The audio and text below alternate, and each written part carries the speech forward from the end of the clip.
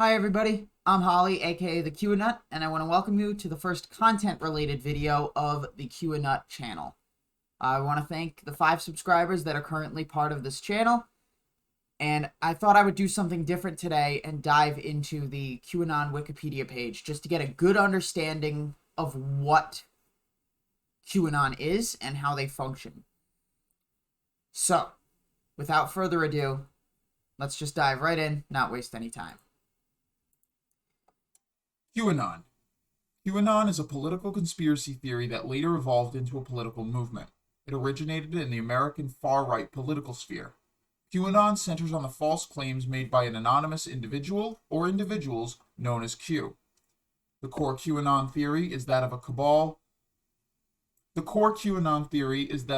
of satanic, cannibalistic, operating a global conspired against former U.S. President Donald Trump during his term in office. QAnon has direct roots in Pizzagate, an internet conspiracy theory that appeared 1 year earlier. It also incorporates elements of many other theories. Some experts have described QAnon as a cult. I completely feel that QAnon is a cult. A lot of people have lost family members, not death-wise, but due to them being part of QAnon, due to them only talking about QAnon, so they don't associate with their families anymore, which is actually a really, really sad thing. It's sort of similar to Scientology's disconnection, Jehovah's Witnesses shunning. If you don't follow the group Q, essentially in this case, then basically it's if you don't follow Q, then I'm not worth you're not worth my time type of thing, if that makes more sense. Pizzagate, for those of you who remember, was a conspiracy theory regarding Hillary Clinton's leaked emails, and some of the emails had relations to pizza pasta and speaking to the owner or people from Comet Ping Pong Pizzeria in Washington, D.C.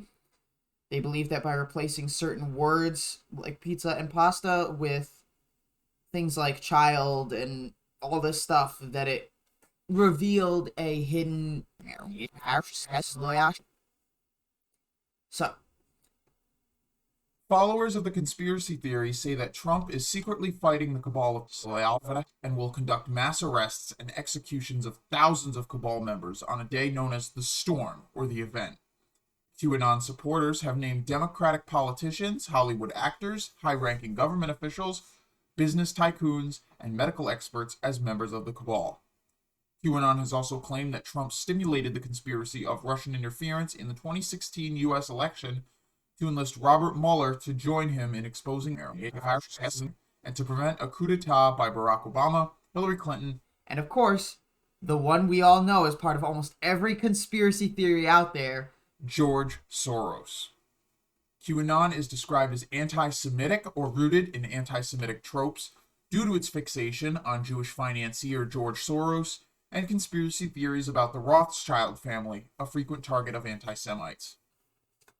The Rothschilds and the Rockefellers are some of the most common names you will see in almost every conspiracy theory out there.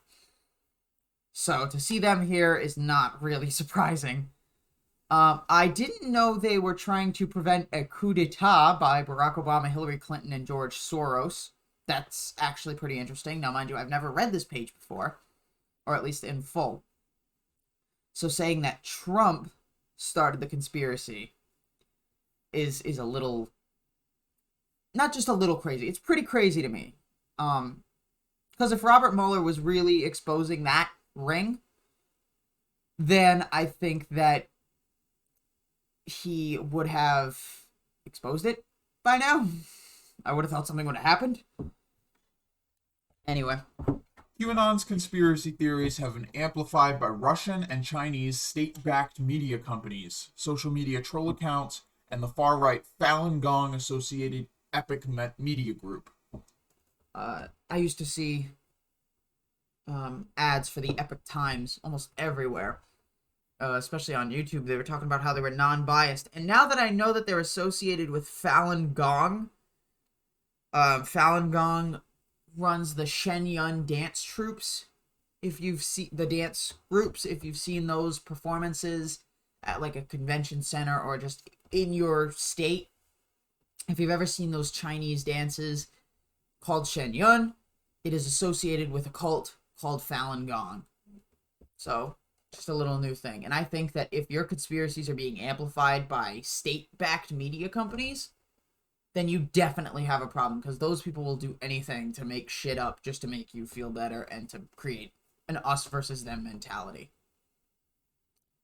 Although it has its origins in older conspiracy theories, the first post by Q was in October 2017 on the anonymous image board website 4chan. Q claimed to be a high-level government official with Q clearance who had access to classified information involving the Trump administration and its opponents in the United States.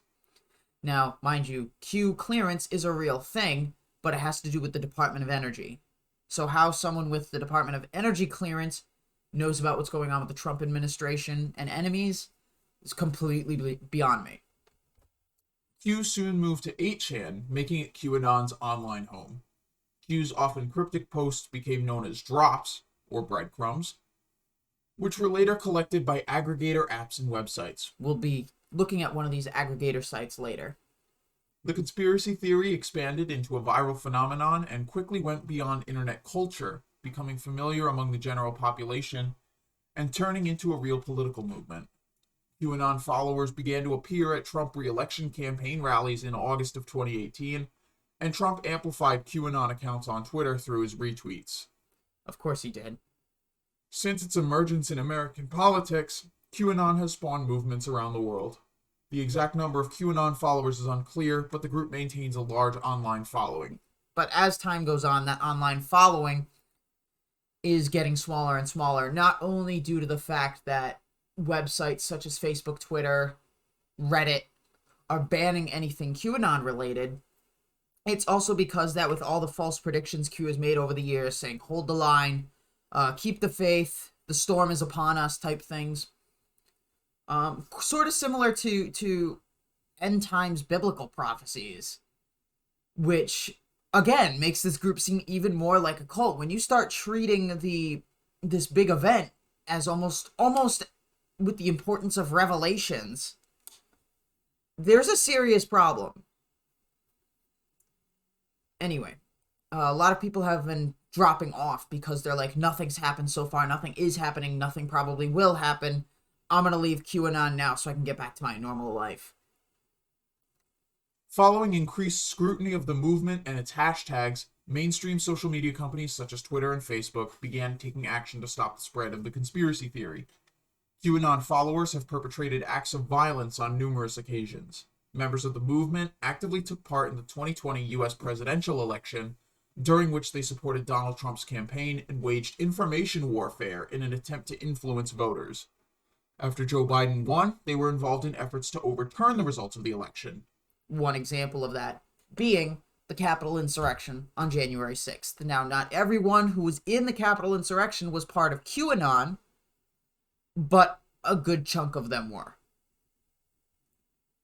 Several associates of Donald Trump, such as General Michael Flynn, and two members of his legal team, Lynn Wood and Sidney Powell, have promoted QAnon-derived conspiracy theories, such as the fact that the election is rigged. When these tactics failed, and these people got sued, including Lynn Wood, Sidney Powell, and I believe Mike Lindell got sued by Dominion. Trump supporters, many of them QAnon followers, attacked the U.S. Capitol on January 6th. The Capitol riot was a watershed moment for QAnon and led to a further, more sustained social media crackdown on the movement and its claims. So let's take a look at the background. Start with Pizzagate. I could dive into a whole thing with Pizzagate, which maybe I'll do later in another series just to get the idea of what it is. According to QAnon researcher Mike Rothschild, quote, while Q has a number of precursor conspiracy theories and scams, no conspiracy theory feeds more immediately into Q than Pizzagate. Pizzagate began with a leak of Clinton campaigner John Podesta's emails, which promoters of the theory believed contained a secret code detailing Pizzagate followers said that high-profile Democrats were at a Washington, D.C. pizzeria, which led to an armed attack on the establishment by a gunman who believed the theory. The gunman went into the pizzeria, said there were basically said there were kids in the basement. I'm here to rescue them. The pizza place did not have a freaking basement.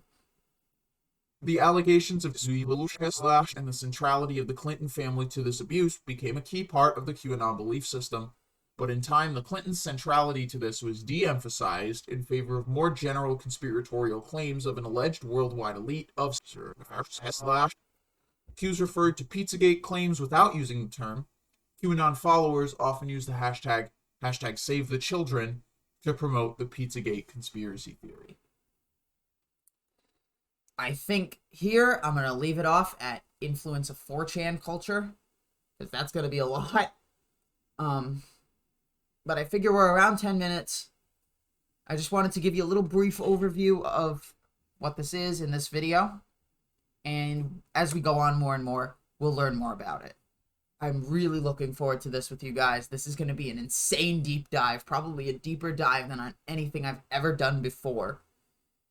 And I want to thank you all for being here for this. I'll talk to all of you later. See ya.